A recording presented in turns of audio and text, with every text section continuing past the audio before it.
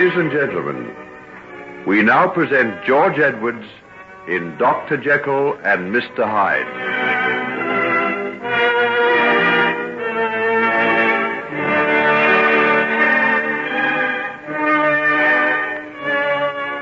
Thurza, I've reserved a special carriage on the train. Your whole bed will be lifted into it so that you can go up to London without ever having to move. Even if you never do aught else for me, Doctor, I'll never forget how kind you've been and what a change you've made in life for me. You just wait till I've finished. I haven't started yet. As soon as you get to London, I'm going to have you taken to a private nursing home. And then we'll get the best specialist in England to have a look at you. Won't you be looking after me? Of course I will, but I'll need help. There are plenty of things that I don't know. I'd rather have you than anybody else, no matter how much they know. You wait till Sir Humphrey sees you. You'll like him. He operated on the little Duke of Cumberland after he was thrown off his horse. They thought he'd never walk again, but a little while ago, I saw him playing football. True? Be that true? As true as you're going to get up off that bed of yours and walk across the room to me inside 6 months. Aye, it do seem too wonderful to even think about. And me thinking I'd be lying here, stuck in this little room for the rest of me days. Instead of which you're going up to London, and you're going to start life all over again. Oh, what's this? Not tears? Oh, why should you do all this for me? Will you do something for me? Anything in all the world. Well, get well and strong. Nothing you can ever do will mean so much to me as that. Will you promise? I promise. Come along, then. Put your arms around my neck. I'm going to carry you out of the carriage, outside, and then they'll come and get your bed and take it down to the station. Are you ready? Aye, that I be. Hold hard, then. Don't be afraid. I'll not let you fall. I'd not be afeard of anything with you.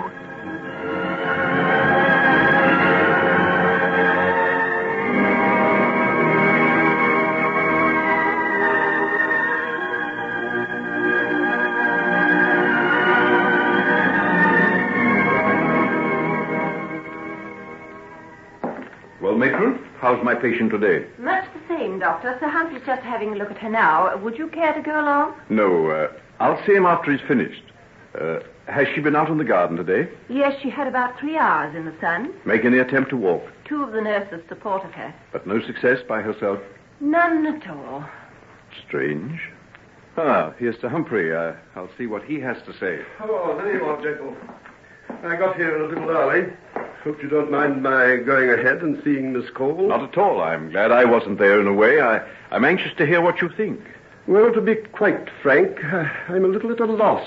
There's no reason at all why she shouldn't have begun to use her legs ages ago. After all, there was no fracture, just a severe dislocation of the spine.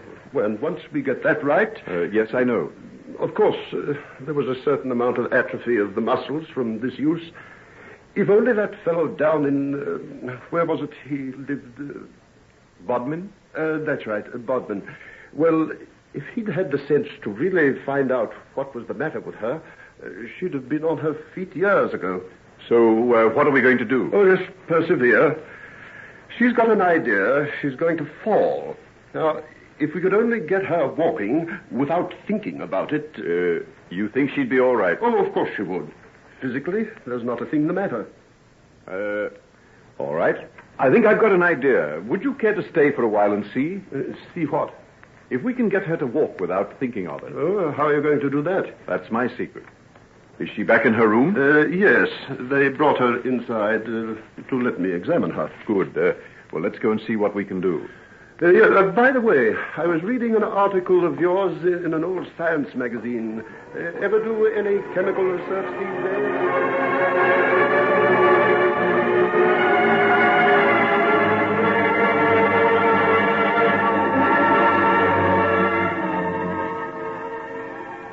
Now, Thurza, I want you to walk across this room. Oh, I'll fall. I know I'll fall. Oh, not you. I got Sir Humphrey to come along specially to tell you that there's not a thing the matter with you. Then why can't I move my legs? You only think you can't. Am I as daft as all that? You're not daft at all. You're just frightened. What about? That you're going to fall. Now, you're going to stand up, and I'm going to take away those crutches like this. Oh, no. Now. You must trust me, Thurza. And when I tell you there's nothing the matter, I mean it.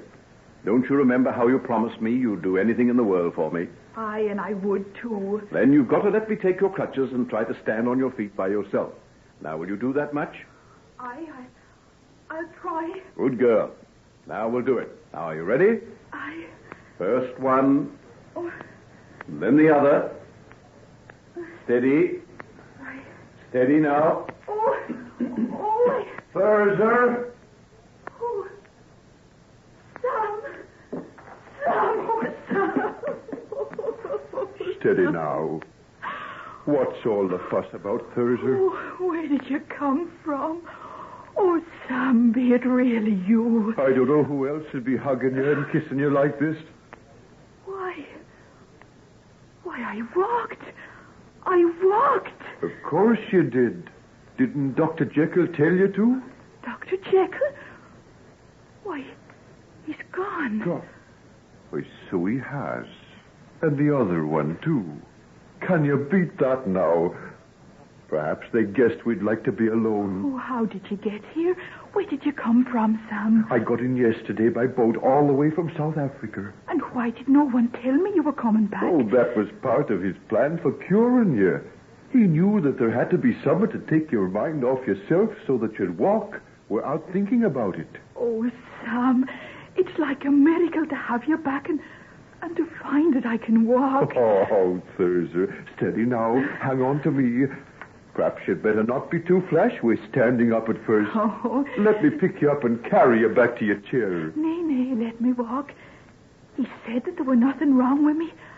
I want to prove that he were right.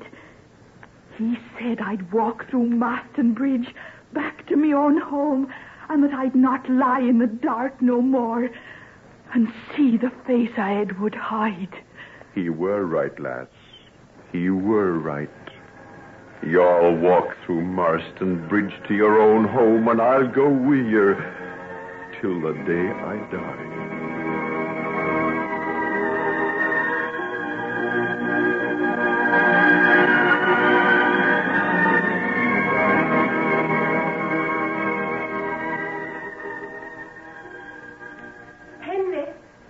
Henry. Why, Margaret.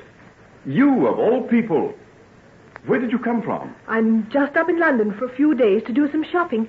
I caught sight of you as you passed and well, I ran after you, Henry. I'm awfully glad you did. Come and sit down in this little park and tell me all about yourself. Where have you been all this time? I went abroad for a while, and then I came back and went down to stay with Sir Robert and Lady Fairley. That's where I am now. You're not making your home there permanently? What do you mean, Henry? Do I have to say? You mean John? Yes, John. I thought I'd steeled myself against hearing you say things like that. But they still hurt, I'm afraid. Why? Because I want you to be happy. That you can hope to hear me say I'm going to marry another man. Sometimes I wonder, did you ever love me at all? Oh, Margaret. I know. But if only you'd tell me why you won't marry me. If I had something positive to go on, it'd be easier. But you've given me nothing but hints and evasions. Is it not enough, my dear, that I must renounce you forever? Must I also make you hate me before you'll consent to find happiness with someone else? How can I do that? Could you? You mean find happiness with someone else? Yes. You and I grew together through the years, Henry. I never realized how close we were until I've been trying to forget you during the past 3 months. You must forget. Don't you understand? You must. I can't. That's what I came up to London for. Oh, I pretended I wanted to do some shopping. That wasn't so. I came to see you. I had to see you. But you mustn't. You mustn't. You don't understand. You don't know what you're saying. I know there'll never be anybody else for me. No matter what you've done or what you are. Oh, Margaret. Margaret, if you could only understand. You don't understand. I know I don't. I'll never understand what it is that came over you. Why you suddenly changed when my father was... Don't say it. Henry. Don't say it. Don't look like that.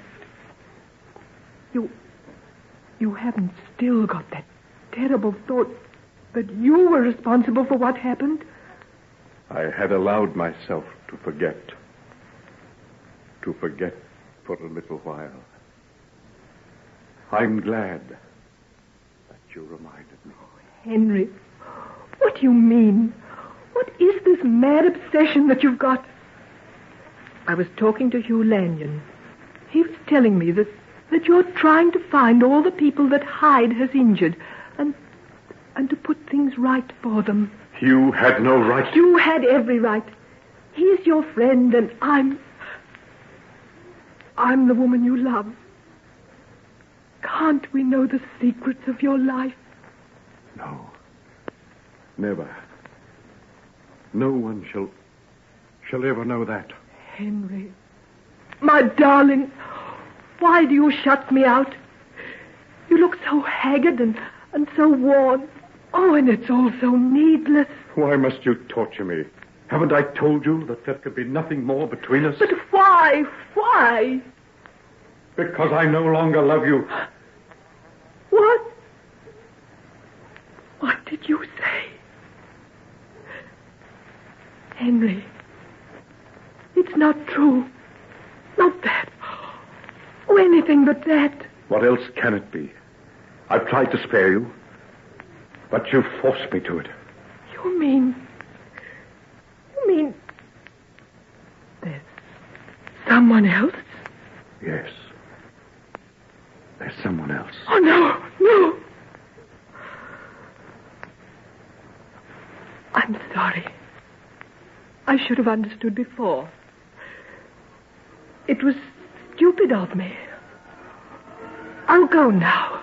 No, don't bother to get up. I'll just walk down that path and out through the gate. It's best to do it that way. Goodbye. I hope that you'll be very happy.